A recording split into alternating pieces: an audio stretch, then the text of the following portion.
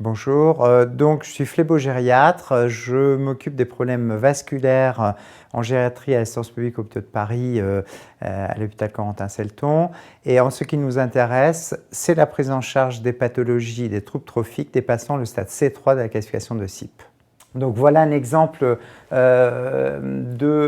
d'ulcère membre inférieur veineux chez le sujet âgé qu'on rencontre en myogériatrique. Comme vous pouvez voir, il s'agit d'un ulcère veineux circonférentiel avec des troubles trophiques secondaires. Actuellement, il n'existe pas de consensus en termes de prise en charge des compressothérapies, ce qui nous amène à voir des troubles iatrogènes à nos consultations. En voici quelques exemples.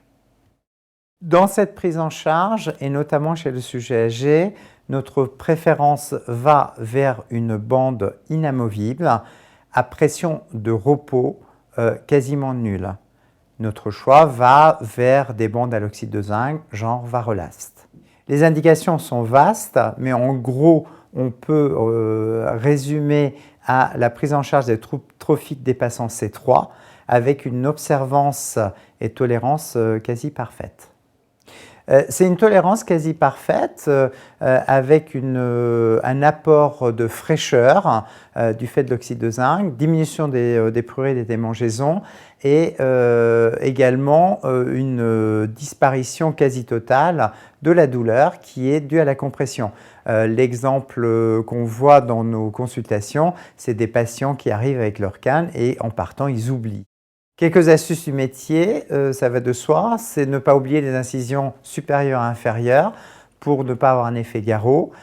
Également mettre une protection mousse sans citer de nom afin d'éviter les taches et l'amélioration en fait de l'oxyde de zinc sur le sol.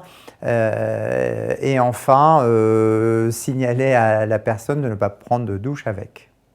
L'inconvénient pourrait être éventuellement le prix, non remboursé et pris en charge par la sécurité sociale, mais il faut regarder premièrement le confort du patient, qui est incontestable, on en a déjà parlé, également le gain de temps en soins infirmiers, parce qu'en fait ce genre d'immobilisation on peut le garder jusqu'à une semaine en l'absence de lymphoret, ou tout au moins 3 à 4 jours, ce qui fait un gain considérable en temps infirmier, et également le coût rapporté au quotidien est rudimentaire, comparé aux autres bandes qui peuvent être iatrogènes.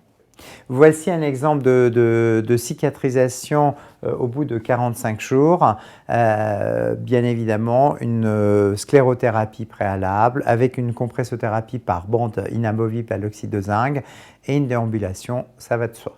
Il s'agit par conséquent d'une compressothérapie immobilisation idéale pour le patient, apportant confort, efficacité, tolérance, observance, mais également en cicatrisation remplacera les topiques associés à une compressothérapie idéale.